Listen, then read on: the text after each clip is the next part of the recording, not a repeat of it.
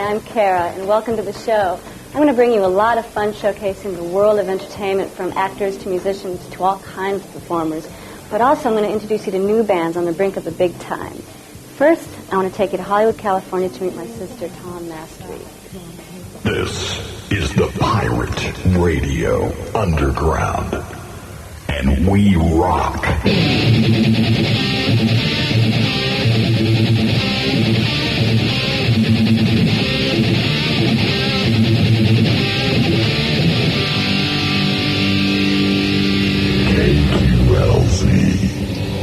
Los Angeles. That's 100.3, the Pirate Underground, cranking along here with non-stop rock. I swear, Ted. Do that. I'd like to take this opportunity right now, Tawn, on your show, because I'm a pirate radio kind of guy, to apologize to my fellow Americans for putting out the most incredible album of my life. No, the album is really disgusting. I'm so proud of being disgusting. The guitar solos alone.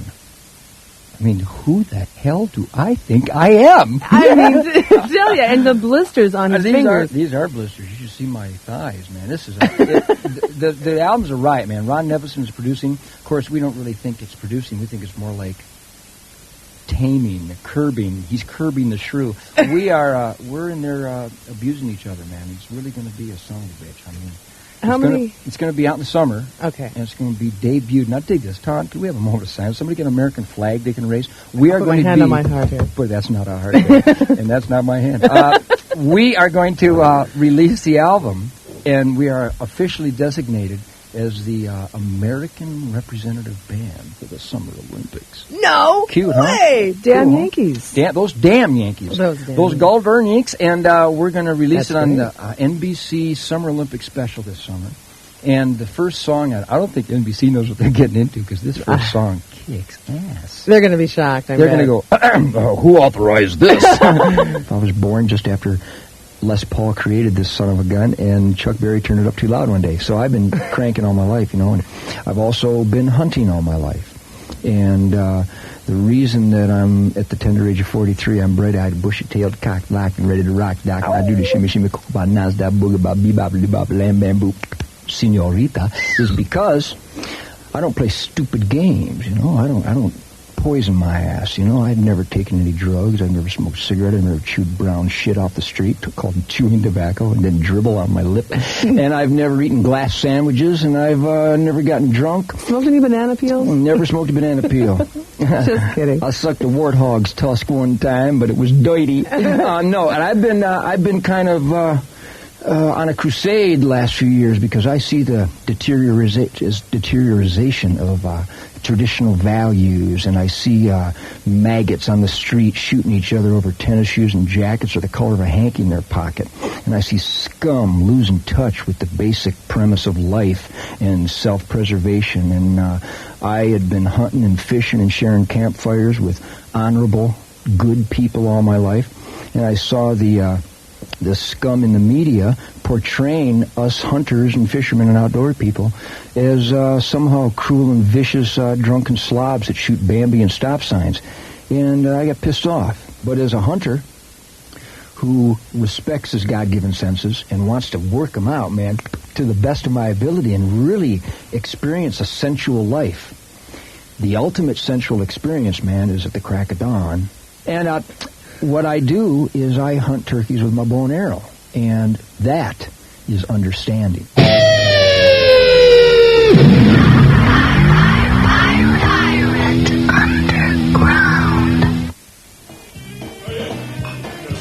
You remember singer-songwriter Donovan from the 60s. He's written songs like Sunshine Superman, Hurdy-Gurdy Man, Mellow Yellow, to name a few. Well, he lives in Ireland now, and he's writing an autobiography, so I talked to him about it. I don't know whether I should save the best stories until people read the book, but I'll tell you one. And this was before we went to India. But on that very first summer season, first gigs, we all had first gigs, and in those gigs there was usually about 7 or 8 popular artists who would do 2 songs each, almost like a review. And we were booked to play a review. I was headlining, and we arrived in, I think it was Blackpool, on the train, Gypsy Dave and I, my roadie, an old friend, an old hitchhiking buddy, and we arrived in the taxi at the gig, and it was at the end of the pier.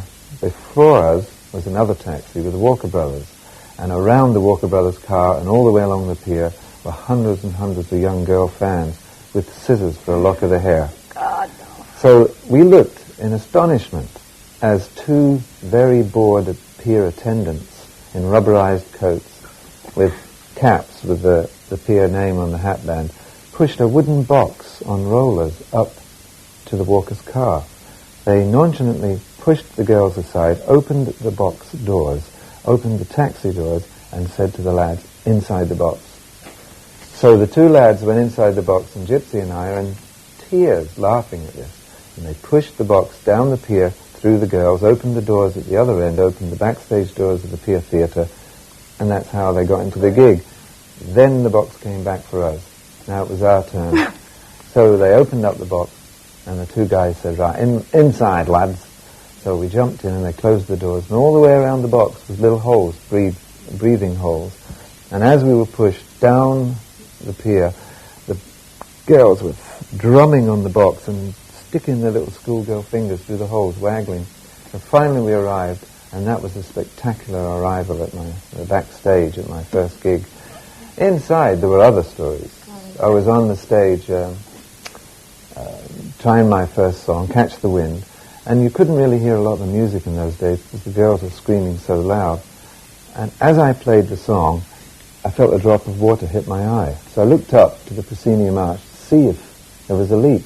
No leak. Continued the song. Another splash of water, this one quite hard. I looked up again, still no leak. Then I looked down into the orchestra pit, and there, Roger Daltrey and Keith Moon of The Who were down there with plastic water pistols, shooting me while I sang the song.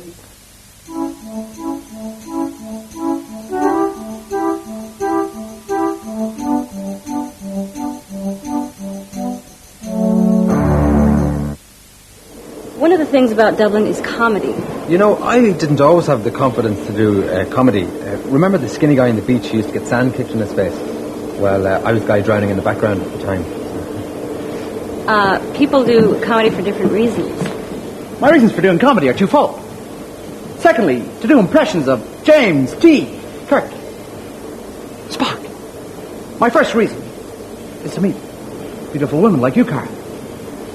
Do they really? Not really, Cara. You see, like Kirk, I get into comedy to meet girls, and it's a great way to meet them. I've been in the business now for 27 years. And I remember the first girl I was with, it was last week. Oops. Anyway, you always remember the first person you're with. I was really shy, and I said, do you mind if we turn off the lights? And she said, okay. And we crashed into an oncoming car. But what about comedy in Dublin? Comedy in Dublin is renowned for being very subtle. What about hopeless causes? I went into a chemist's on Monday, and I went up to the counter and said, hello, I'd like to buy a packet of condoms, please. And the girl behind the counter said, why? One thing about Ireland is that there are no snakes, so I thought. Where did you find this little snake? It's something I do with an act. And I do a show, and she's in the show with me. Yeah, how long have you had her?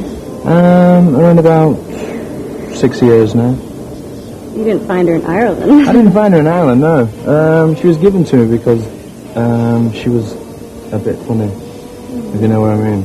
You mean she wasn't taken care of? Well, she wasn't taking care of anyone that went near her. She was a bit nasty. You're kidding. No. But she's okay now. Yeah, now I look after her. She's nice. She's great. She's nice. I'm not a real snake. Person. Well, person, yeah. Mm-hmm. But this little girl, her name's Susie? That's right. She's really sweet. Yeah, she is. She was really nasty temperament when I got her, and she'd been looked after badly, and her temperament was just really bad, and it took about 2 years to get her so that I could work her with audiences and get her confidence back. See, the teeth, she has teeth inside, and you can't see them properly because they laid back like a shark's teeth, and when they go on, they catch on, and the teeth stick in, so you've got to push it on because the teeth are sticking out, so you pull it off, they're hooked, so it just pulls the skin off, so you've got to push it on and unhook the teeth, so you can't just pull it off, you've got to get your confidence and then say, right, this is it, and you've got to push it on and take it off, and then once you get it off, you're covered in blood. So she's just going crazy then, and then you've got to have another fight with her to get her back in the box. But happily that's all over with. Well, I feel she won't be nasty today. I don't think so. No. Enjoy sleep. She is. Thank you for being here with You're us. welcome. You're welcome. I love it. How are you, baby? Ooh, I got you right on the lips.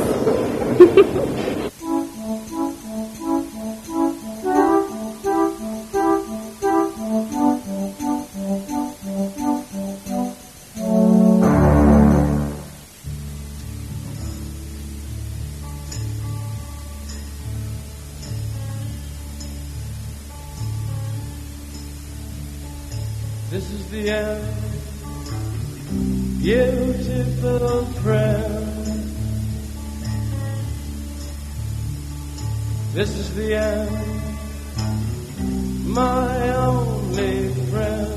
The end of our elaborate plans. The end of everything that stands. The end.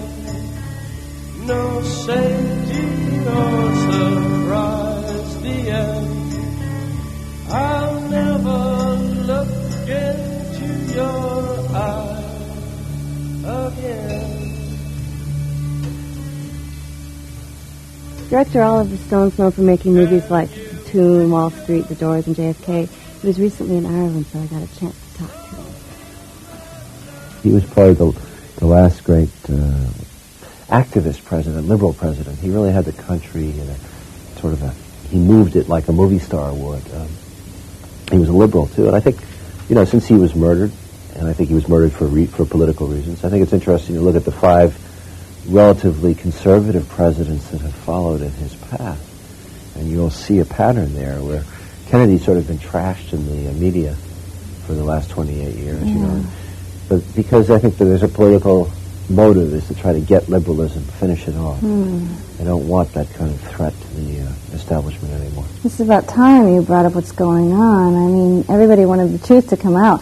But did you ever feel like you were in any kind of danger while you were filming? In the sense that maybe some people didn't want you to tell the story? We thought of it. I had scary moments. I felt, the paranoia comes. You drive out of your driveway in the morning. You check if there's a bomb in the car. You look behind and see if there's people following you in the rearview mirror. And at night, sometimes in the middle of the night, you just get a little concerned about phone taps and stuff like that. Are we safe now? I'll tell you the truth. I feel like the worst enemy I had was the press, and I think that some of it was not innocent. I think that some of it was deliberate. There was maybe a campaign to discredit the movie before it was finished. The script was stolen, it was Xeroxed, and it was sent to every media organization in the United States. No. While we were shooting the film, a lot of articles followed that trashed the movie and trashed my integrity, sort of gave away the conclusions of the movie, which you're not supposed to do, and ridiculed those. And then when the film came out again, there was another wave of attacks, and I thought some of it was genuine and legitimate criticism, but I think a lot of it is sort of the same verbiage was repeated as if one wire story was being written and rewritten about the movie, and it was like almost coming from campaign headquarters or something to discredit Oliver Stone in the movie. When you were in Vietnam, did you ever think you'd be such a mega? In the sense, my goodness, you're making such great hit after hit movies, and that you would be this director you are today. Oh, Cara, I didn't think I was going to survive. I was just happy to get out alive. I'm sure glad I was a long way back from Vietnam, and then a long way when I got into the country to get back up into a human being again. I put myself back together. Well, you did a great job. Thank you, honey. Glad you made it. I was one of those little flower children rooting for you, protesting and everything. I don't know how much good that did, but...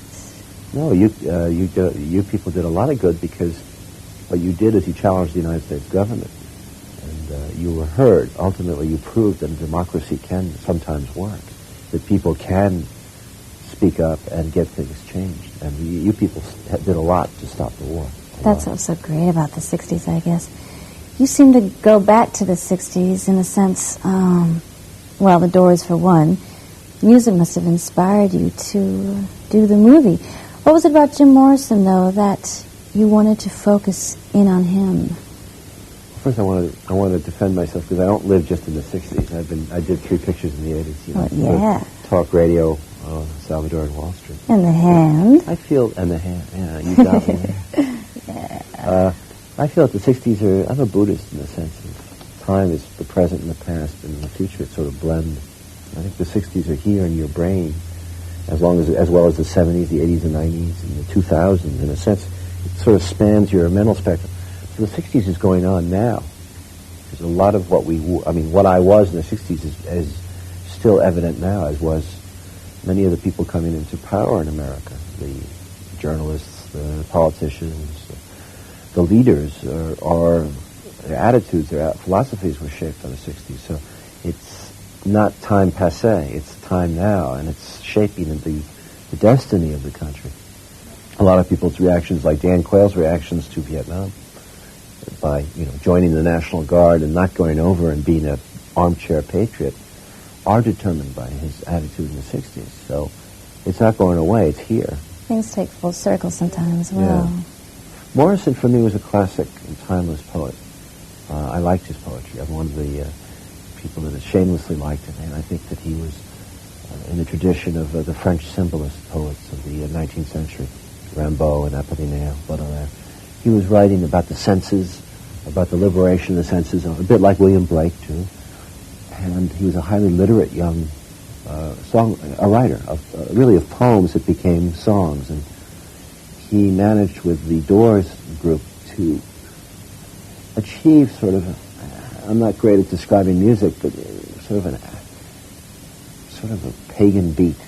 Pagan beat, yeah. I think of him as the last great pagan, foreign to the Judeo-Christian tradition, with no interest in that morality at all. Jim is outside the ordinary morality of America, and he hearkened to an animal inside himself, sensual. All the senses were open with what he saw for the first time, and obviously he was influenced by acid heavily. You could see it in the lyrics of The End and Crystal Ship, 5 to 1. The spectrum of his songs, I think, was very. There's 25 songs, I think, in the Doors movie that we used. And, people said the first album was the only one. That's not true. His work was, for me, getting more interesting and more varied the older he got. And by the time he hit L.A. Woman, which I think was the 7th album, or 6th original, I'm not sure. L.A. Woman was, there were so many songs there, and he was starting to expand in another direction. So I saw a lot of growth for those few years. Do you see a lot of yourself in this person, Jim Morrison? I did at the time I was making the movie. I've always admired him when I was a kid in Vietnam. He was, and the Jefferson Airplane and the Beatles and all the black poets, Jimi Hendrix and Motown, Marvin Gaye and Smokey Robinson. They all hit me at once, but Jim was, there was another message too with Jim. It was more poetic, a little more acid conscious maybe. What do you think it takes to make it in this business? In the music business or believe it? The entertainment business. What do you think it takes? Well, I think it's a lot easier now than it used to be. When I got out of film school, there was no market for young stuff. You couldn't even get your screenplays read. You'd have to beg somebody to read them, and just to reject them, you wouldn't even read them. But now, they go to the colleges to read the screenplays. They really are interested because that's where the market is, they say. So it's become much younger, the business, and I would assume the same thing is true for music business to a degree. But the danger is the reverse, is it because it's easier, in a sense, to get your stuff produced or made, it becomes more commercial and more packaged, and that's bad, because I think a lot of young people coming out of film schools or going into the music business are thinking about the multi-package deals, the multi-picture deals, the record albums, the sales, and they get into a commercial head as opposed to being real poets and just letting themselves go with their material. Sometimes they're in a rush too much. It takes time to develop. You have to have life experiences to write about something. So sometimes it's nicer when I like up the music business because it's so free-floating and you get a waitress comes in and she's lived life to a certain place and time, and she brings her lyrics, or she brings her mentality, her soul, and that's what you want out of an artist. You want a life experience. You just don't want a packaged technique. So that's the danger, is that it's become a big business, bigger than it ever was, more packaged, and the kids are slicker and smarter. Yeah. And they're competing against each other, so therefore they're, sometimes shortcuts are taken, and that's unfortunate.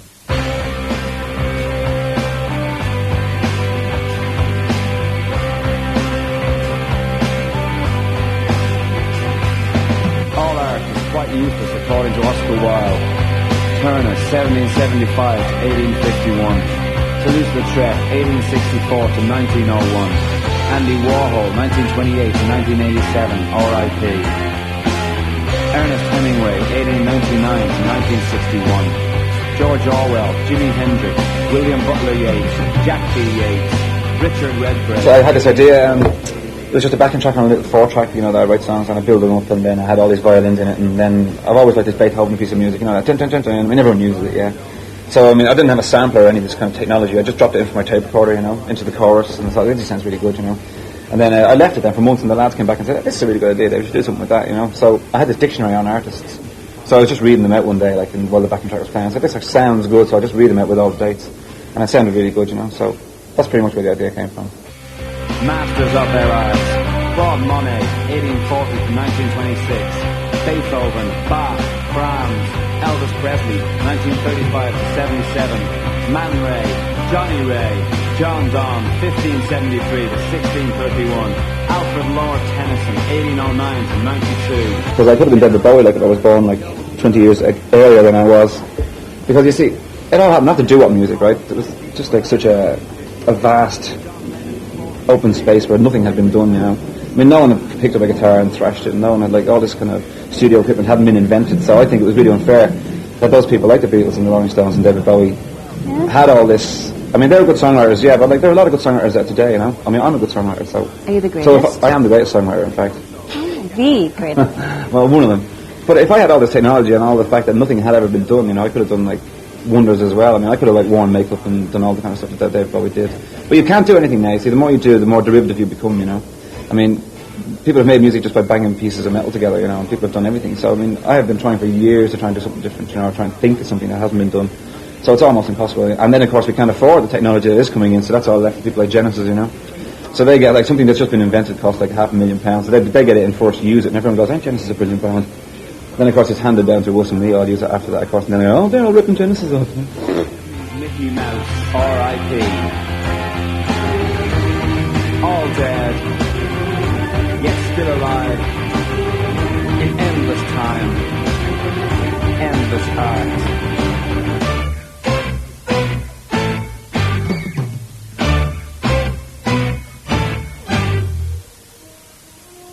That's it for this week. Thanks a lot. We'll see you next time.